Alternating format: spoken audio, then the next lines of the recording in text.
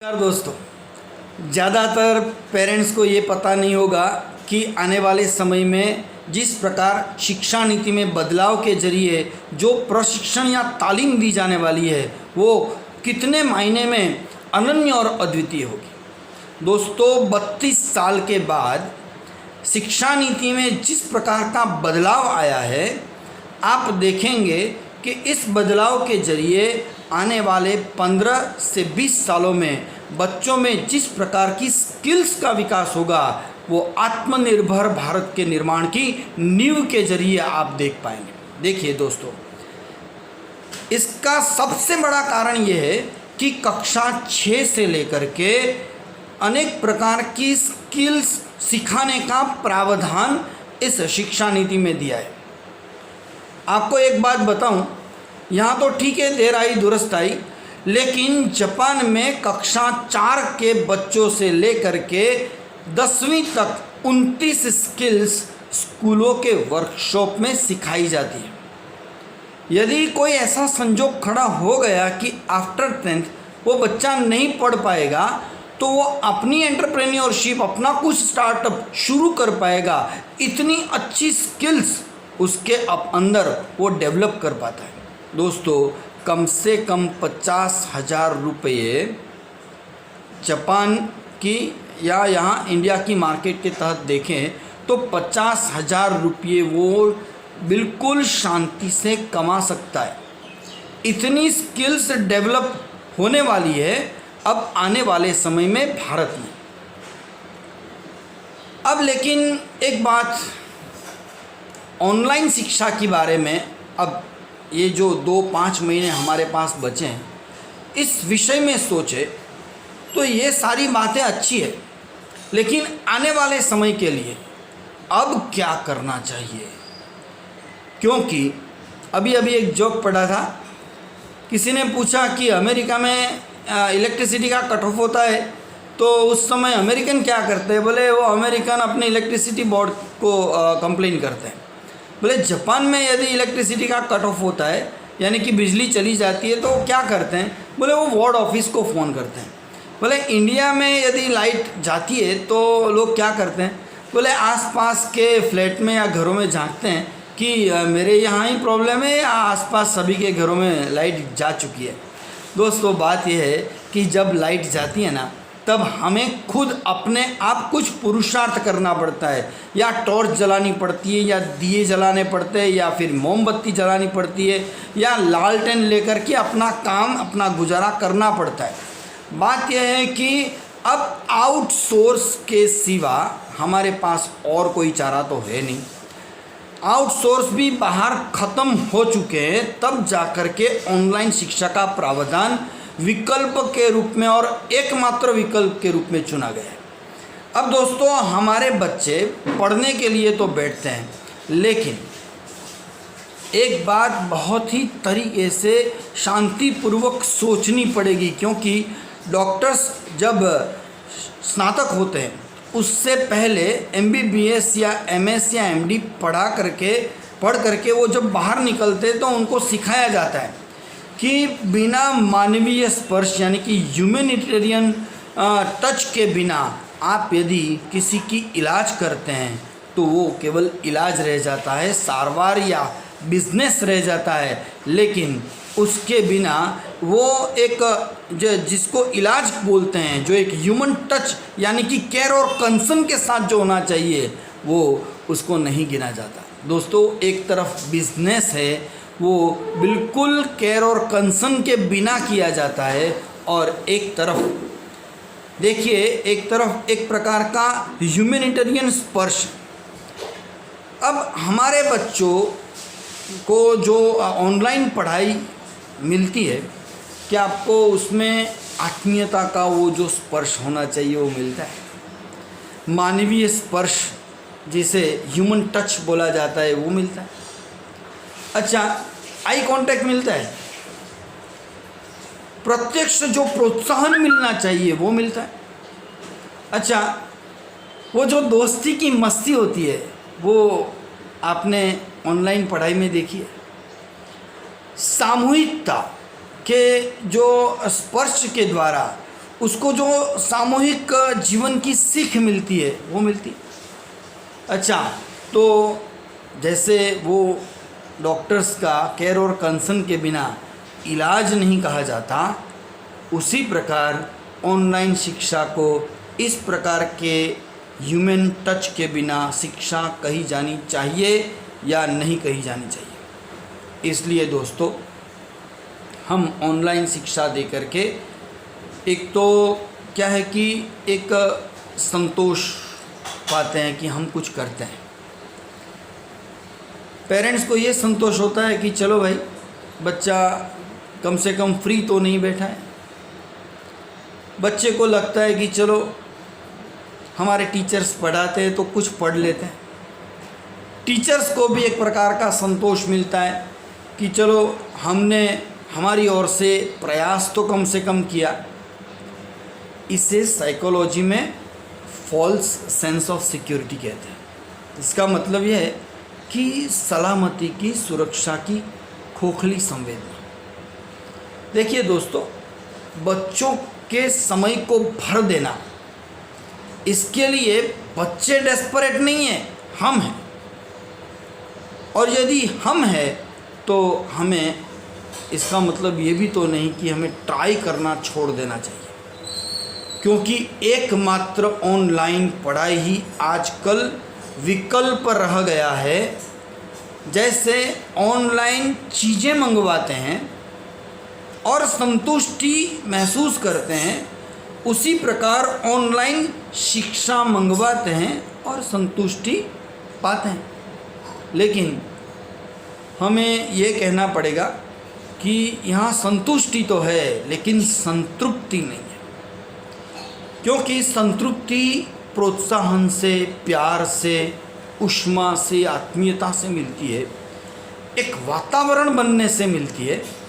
तो क्या हमें अपने बच्चों के लिए ऐसा प्यार, प्रोत्साहन और वातावरण बनाने का ट्राई अपने घर में विदाउट इंटरप्शन, जो एक यूपीएस विदाउट इंटरप्शन, जो यूपीएस हमारे घर में हमारे पास जो डेटा, जो इन्फॉर्मेशन का डेटा देता रहता है, क्या हम भी उसी प्रकार इंस्पिरेशन का डेटा हमारे बच्चों में इंस्टॉल कर सकते हैं?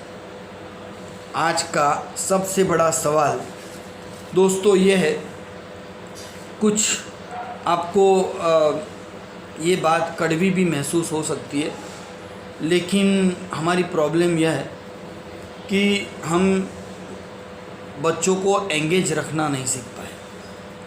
और एंगेज रखने के लिए उनकी पढ़ाई में जो क्रिएटिव ब्रेन है, वो क्रिएटिव ब्रेन को तो हम एनलार्ज करते या पोषण देने के लिए तैयार होते हैं, लेकिन उसका जो इमोशनल कोशंट है, उसके पास जो हृदय की शिक्षा है, शिक्षा का हृदय तो ये अब ऑनलाइन शिक्षा है, लेकिन हमारे बच्चों के हृदय की शिक्षा है, उस पर हमारा कितना ध्यान गया है वो सोचने वाली बात है। अगली वीडियो में कुछ ऐसी ही टिप्स 3 से 5वीं कक्षा के बच्चों के लिए हमें क्या करना चाहिए वो बताई थी, और 8वीं तक के बच्चों के लिए कुछ और टिप्स बताई थी, और 12वीं के बच्चों के लिए कुछ और टिप्स बताई थी। दोस्तों, आज बहुत ही जल्दी से हम ये समझने का प्रयास करें कि हर बच्चों के लिए कुल मिला करके 3 कंसर्न हमें ध्यान में रखना पड़ेगा। एक है लाइफ वैल्यू, दूसरी है बेसिक स्किल्स, और तीसरा है फ्यूचर कंसर्न। फिर एक बार लाइफ वैल्यूज़, यानी कि बच्चों को किस प्रकार शिष्टाचार और मूल्यों के साथ रहना सिखाना है। दूसरी बात है बेसिक स्किल्स, जो उसको अपने जीवन को सुविधायुक्त और सरलतायुक्त बनाने के लिए आने वाले समय में बहुत ही उपयोग में आने वाली है। और लास्ट में है वो है फ्यूचर कंसर्न।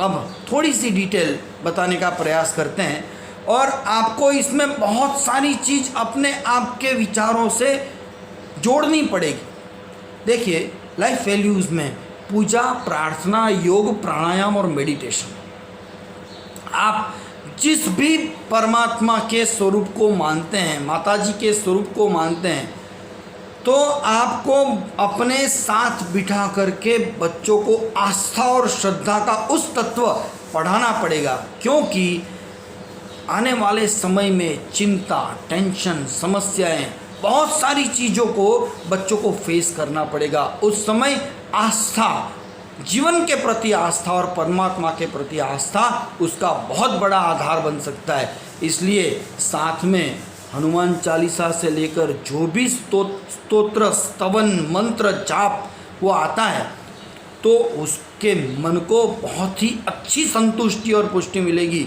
तो ये बातें उनको सिखाना बहुत ही मायने रखता है। और एक बात है, परिवार के इतिहास को बार बार बच्चों के साथ दोहराते रहे। परिवार के इतिहास में जो भी संघर्ष हुआ है, जो भी सद्गुणों के जरिए, ईमानदारी के जरिए आपके परिवार ने जिस प्रकार तरक्की की है, बच्चों को ये बातें आने वाले समय में कुछ न कुछ अंश में सुनाते रहना बहुत ही जरूरी है। क्योंकि जो बच्चा अपने परिवार के इतिहास को ख्याल में नहीं रखता, वो आने वाले समय में परिवार के प्रति अस्मिता और गौरव को गंवा दे सकता है। और एक बात है लाइफ वैल्यूज़ के बारे में, वो है आसपास जो भी इंसान है या फिर हमारे स्वजन परिवार है, उन लोगों में कुछ न कुछ स्वभाव बच्चों को देखने के लिए मिलता है। वो क्रोध होता है, ईर्ष्या होती है, उदारता होती है, दया और करुणा होती है। तो पॉजिटिव और नेगेटिव स्वभावों के बारे में बच्चों को तरीके से धीरे धीरे कहानियों के जरिए सिखाना पड़ेगा। इसको ईर्ष्या कहते हैं और इसका ये परिणाम आ सकता है। इसको क्रोध कहते हैं और गुस्से का ये परिणाम आता है। आप बताइए कि इस प्रकार के नकारात्मक स्वभाव वो आसुरी संपत्ति है गीता के तहत, और श्रीमद् भगवद गीता में सद्गुणों को दैवी संपत्ति घोषित किया गया है भगवान कृष्ण के द्वारा। ये सारी बातें लाइफ स्किल्स के जरिए सिखाना बहुत ही आवश्यक है। दूसरी जो बात है वो है बेसिक स्किल्स। बच्चों को एक सूत्र अवश्य सिखा देना चाहिए कि बेटा अपना हाथ जगन्नाथ। तू दूसरों पर चाहे जितना डिपेंडेंट होकर के आगे बढ़ने का प्रयास करेगा, एक टाइम आएगा जब तू खुद को रुका हुआ महसूस करेगा। इसलिए जितनी भी स्किल्स आनी चाहिए, बेसिक स्किल्स तुझे सीख जानी पड़ेगी। कपड़े प्रेस करने से लेकर के बेसिक इलेक्ट्रिसिटी और बैंकिंग की बातें हमने अगले वीडियो में कही थी। आज मैं उसमें कुछ दो बातें जोड़ना चाहता हूँ, वो है अच्छे पुस्तकों से दोस्ती करवाना सिखाइए। गुजरात के आदरणीय साहित्यकार गुणवंत शाह ने अपने एक आर्टिकल में लिखा था कि मैं आज जो भी हूँ, मेरे घर में आने वाले तत्कालीन सामयिकों के लवाजम भरने के कारण हूँ, उसी की वजह हूँ। यानी कि मैंने बचपन से बहुत कुछ पढ़ना शुरू किया था, तब जाकर के अपने बच्चों की सेंस, जो छठी इंद्रिय है, वो खुलती है। सोच की तहत बुद्धि के जरिए अपने दिल का इस्तेमाल करते हुए संवेदना और बुद्धि की संतुला रख करके वो अपने ज़िंदगी का निर्णय ले पाएगा। बच्चों को अच्छी पुस्तकें पढ़ने के लिए आप उसका आदी बनाएं, यानी कि व्यसनी बनाएं। और एक बात मैं आपको कहना चाहूँगा कि आपके बच्चे में कौन सी स्किल है, ड्राइंग की है, किस में रुचि है, अभिनय में है, नृत्य में है, पेंटिंग्स में, या फिर रंगोली बनाने में, या कहीं भी आपके बच्चों में कुछ एक खास विशेषता आपने देखी, तो किस प्रकार उसकी पुष्टि या तालीम दी जाती है, उसके विषय में भी आप सोचिए। बेसिक स्किल्स आने वाले समय में उसको अपने पैरों पर खड़ा होने के लिए आत्मविश्वास देगा। और एक बात आखिर में ये बताना चाहूँगा, वो ये है कि हमारे घर में, हमारी रसोई में जिस प्रकार के मसाले हैं, उन मसालों का आयुर्वेदिक उपयोग स्वास्थ्य की सुरक्षा के लिए कौन से हो सकते हैं, एक के बाद एक उनको बताने का और उसकी तालीम देने का प्रयास करें। ये बात बहुत ही छोटी सी मात्रा में आपको कही गई है, बहुत सारी बातें जुड़ सकती है, लेकिन अब फ्यूचर कंसर्न जो कि तीसरा मुद्दा है, इस पर आ रहा हूँ और ये है सोशल मीडिया में विवेक। दोस्तों, बच्चों को एथिकल हैकिंग सिखाना या फिर हैकिंग के बारे में उसकी अवेयरनेस को बढ़ाना आने वाले समय में बहुत ही बड़ा बदलाव अपने जीवन में महसूस करने वाला है, क्योंकि हाँ, सब काम अब ऑनलाइन होने वाले और हर 18 सेकंड पर एक ऐसा साइबर क्राइम बनने जाते हैं। तो उससे किस प्रकार बचना चाहिए, तो हैकिंग के बारे में फ्यूचर कंसर्न को सोच करके अभी से अवेयरनेस या फिर तालीम वो देनी चाहिए। दूसरी बात है, आर्टिफिशियल इंटेलिजेंस के बारे में उसको कुछ न कुछ या वीडियो के माध्यम से या फिर तज्ञों के माध्यम से सिखाना शुरू करें। कम्युनिकेशन और एविएशन आने वाले समय में बहुत बड़ी कारकिर्दी का, होटल मैनेजमेंट से लेकर बहुत बड़ी कारकिर्दी का निर्माण करेगा। आत्मनिर्भर भारत के जरिए उसकी छोटी बड़ी हर स्किल्स का अपने स्टार्टअप के लिए किस प्रकार उपयोग किया जा सकता है, वो उसके फ्यूचर कंसर्न के लिए बताइए। देखिए दोस्तों, सारी दुनिया अब एक छोटे से गांव में यानी कि ग्लोबल विलेज के तहत बदलती जाती है। तो एक भाषा में यदि उसका प्रभुत्व होगा तो वो कहीं रुक कर रह जाएगा, लेकिन यदि 3-4 भाषाओं में उसका प्रभुत्व होगा तो ट्रांसलेशन का, ब्लॉगिंग का बहुत बड़ा मार्केट आने वाले समय में आने वाला है। तो आर्ट्स में यदि उसको लिंग्विस्टिक में रुचि है तो उसको बढ़ाने के लिए भी आप अभी से उसके समय का उपयोग करवाएं। खेल, कला, पॉलिटिक्स, रिसर्च और स्टार्टअप्स में ऑनलाइन शॉपिंग और मार्केटिंग, ये भी आने वाले समय में बहुत बड़ा मार्केट बनने जा रहा है। तो 9वीं से लेकर के बच्चे को जिस प्रकार कारकिर्दी चुनने का आने वाली शिक्षा नीति के तहत जो मार्गदर्शन मिलने वाला है, अभी से आप आपके बच्चों को मानसिक रूप से तैयार करने की कोशिश कीजिए।